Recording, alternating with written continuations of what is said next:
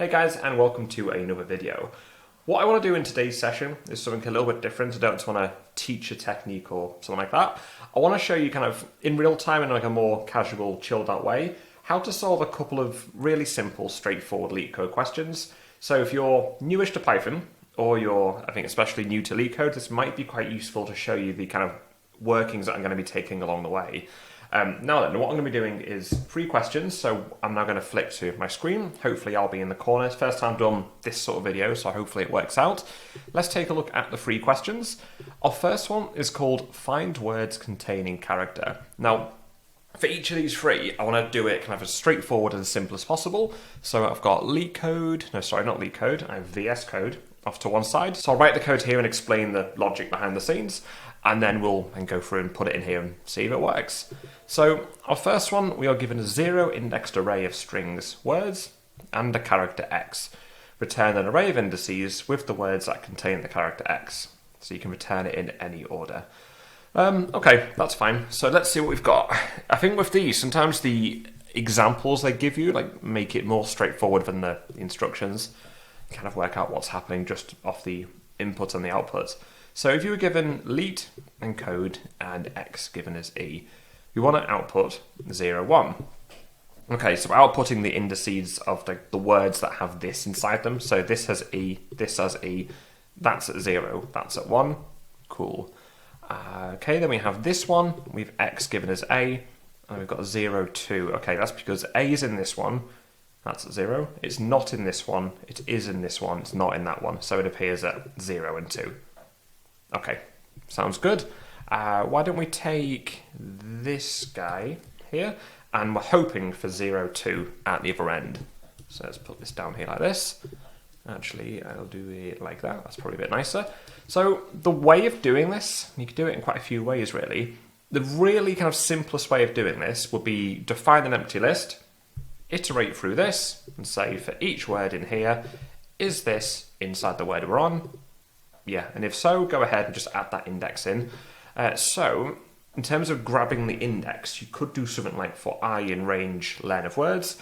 You could actually use enumerate. So what enumerate does, it does something like this. So if I say idx and the word in, the enumeration of words, this basically kind of unpacks 2 things for you. IDX, so in this case just representing the index, this will give you the positions of these things. Words just gives you these things. So let's go ahead and just print them first, shall we? So if I did, there we go, IDX. So I'm using this tiny little keyboard, so I'll try to be as careful as I can. There we go. Sorry, not words. Sorry, I'm in a silly mood today. Let's try that again, shall we? There we go. 0, 1, 2, 3, ABC, BCD, all the A's, and then CBC.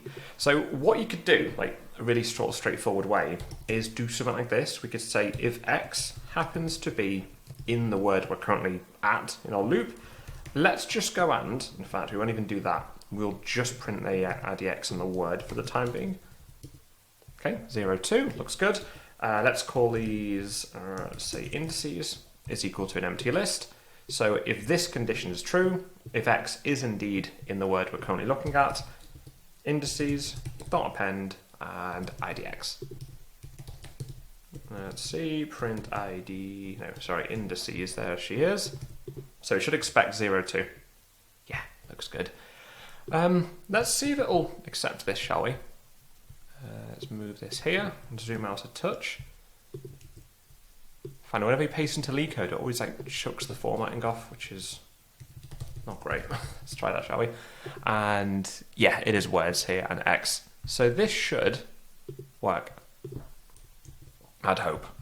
There we go, accepted, looks good. And can we submit it? You always want to run, then submit. If the run will kind of make sure like it just passes with a couple of test cases. Submit will then do like all the test cases. So yeah, just make sure you do that. If you did want to beef this up, yeah, you probably could. I mean, I say beef up, it would be like just making it fancier, like a comprehension. Yeah, you could actually. If you did like, let's say, indices equals, in fact, we'll do it underneath here, just so you can like print the original and then print off mine, or print off this new one. Basically, you could do like a list comprehension to sort of jig this around. So you could do Let's see, IDX for IDX word in enumerate words, if X in word. Yeah, whichever one you prefer, really. I don't think it super matters. If you kind of went to that functional style, you could do this. This is basically just saying, give me a list. This list contains the following. Each index, for the index and the word in our enumeration of words, but only include the index if X is in the word. So I guess it's like a trade-off, really. I think like if you're just starting Python, go for this one. Much more readable, kind of easier to work around, etc. This one, if you're kind of into that functional style of programming, yeah, go for that as well. Treat yourself. So let's try this. Let's go ahead and try both. So let's go ahead and remove this. And let's put this here. Want to get both working, you see. And we should get accepted, submit. Nice. Okay, cool. In terms of complexity, I think they're both the same. So, so they're both doing like one iteration through words. If you're doing like multiple iterations or like a nested loop, it could be a bit different. So basically, I would say the sort of time complexity for this, it's basically going to be like dependent on the size of the list, and then for each thing in the list, we're going through each word. So it's kind of, yeah, it's pretty much like linear time in accordance to like how many letters and how many words there are. So yeah, not too bad, that one. Let's do that and clear. And let's try our next question. So let's do this one. Okay, check if these sentences pangram. I've just thrown these up. I've not actually like looked at these for a while, so let's make sure we get this right. So pangram. Yeah, I remember this one. So what we're looking for here is basically, so if I zoom in just a touch, we're looking for something like this, and basically a pangram, it's true if every letter in the alphabet appears like once in there, or at least one. So this one here, this is true because the letters A to Z are going to be inside here. This one, yeah, it's false. Obviously, it's only got those couple of letters. We're missing a load of letters here. Now, the way of solving this, let's just check the constraints. Where are we? Okay, consists of lowercase English letters. And it wants at least one of every letter in the English alphabet. I think I used a set for this. So, let me show you something. Suppose we had A equal to like A, B, C, D, right? Now imagine in some like random fiction alphabet, you've only got 4 letters that exist. So, you've got A, let's do then B is equal to like A, B, B, C, C, D, right? These are just all kind of combinations. And let's do C. Let's say C only has A, B, C. So this contains A, B, C, D. This has A, B, C, D. This only has A, B, C. What you can do, now if you think about a little bit about how sets work, a set will basically like take out the duplicates of whatever you give it. So if I said something like X is equal to the set of A, B, C, D, they only exist once. Print off X, let's see what we get. No, not clear it, run it again. C, D, B, A.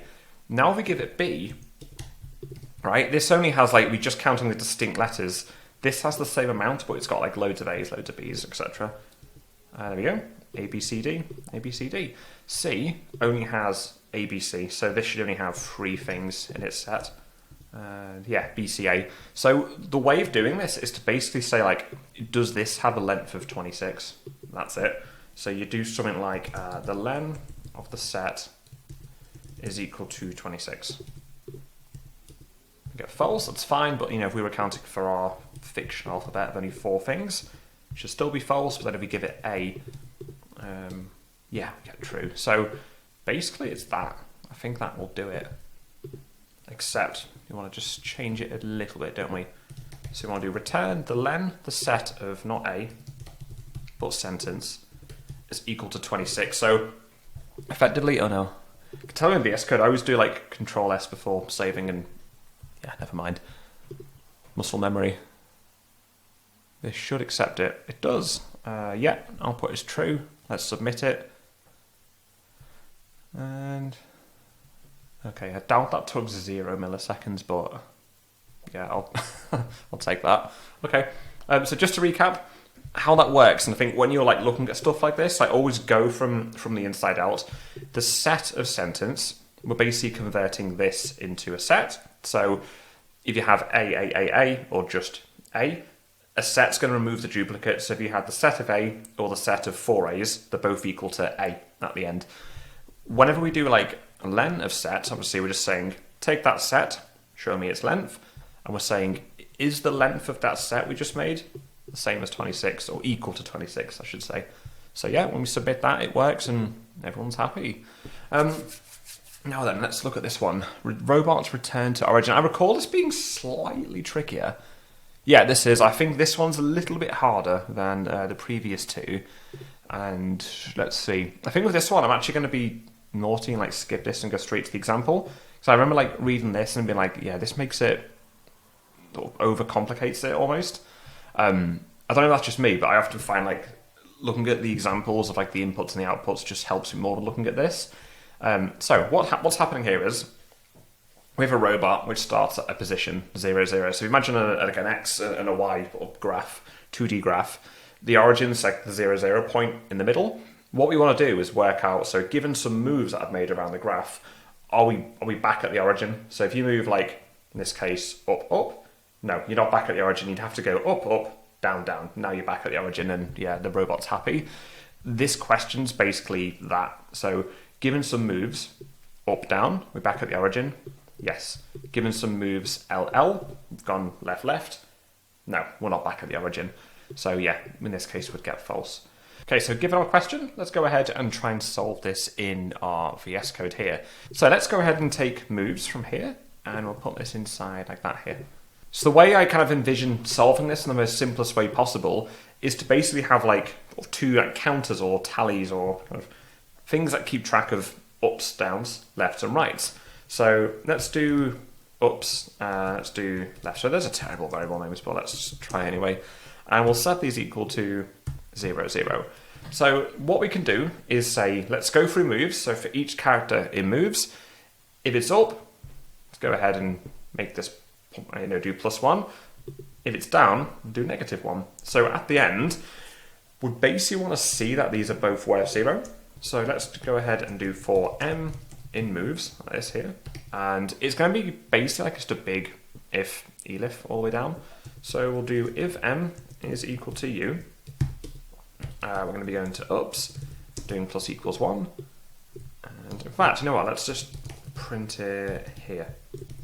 So we should see, yeah, we get 1. So we did like up, up, down, we get 2. So now let's take this, do this here, elif, but actually if m is equal to d, then it's going to be minus equals 1. So in this case, we've gone up, up, down. So we should be on 1, basically. Yeah, there we go. What if we did up, up, down, down? We should be on 0. Easy. So now we just take, in fact, I'll do them one by one, shall I? I'm trying not to be too lazy. Elif, if this is equal to L, then we go to, there she is, lefts, plus equals 1. However, if u are equal to right, it's going to be lefts minus equals 1. So now if we did ups, so we'll add lefts into here, make sure you can see it all. There we go. So we should see two numbers appear. No, not this. There we go. 0, 0. Looks good. So now let's try and do like left, left, right, right. So we're going up twice, down twice, back to the start, left twice, right twice, so back to the start. So this should both be like 0, 0. And it is. So let's go ahead and do like an additional left. Okay, looks cool. So basically all we want to do is like effectively ask if these are both 0. So the way you sort of do this, just do like this is equal to 0 and left is equal to 0. And yeah, true, false. Okay, now let's take off that additional left movement. True, true. Yeah, looks good. And then just do an and, so to kind of do like our little Boolean logic to make sure that they're both true. Yeah, looks good. So let's go ahead and take this guy, head back into LeetCode. So let's take this, put this in here, indent that forward. Now just get rid of the print and add return in there instead. Let's just check it works. Yeah, it moves, we're iterating over moves. So yeah, this should, I don't see why this wouldn't work. Yeah, accepted. And a real test. Cool, looks good. Yeah, looks cool. So yeah, those are 3 problems, I think, kind of going up in difficulty here. Now, of course, like, I've tried to do this from like the most simple point of view possible. I think if you're new to LeetCode, I'd really take that as like the way to start off. Try and do things as like clear cut, simple, straightforward as you possibly can. Once you've got one accepted, I always think that it's then kind of good to kind of go through and analyze your code. Is there anything you could have taken out? Is it iterating over something too many times and being inefficient? Or can you just do some sort of fancy things to clean your code up? I don't know, you might want to do like something like this. Ups, lefts all at the same time and make it look nice and fancy like that. There's always ways you can make your code a bit better, a bit neater, a bit more, I don't know, a bit fancy. So hopefully that was helpful. If you're just starting LeetCode, feel free to ping us a comment to let us know how you're getting on. Of course, we do the monthly question as well. So if you're looking for a nice sort of normally fairly straightforward problem to solve once a month, feel free to subscribe. Of course, there are the free Udemy courses as well. These are both linked in the description down below, where you can learn basic Python, OOP, and functional code. Cheers for watching, guys. See you all at the next video, and have a great long weekend.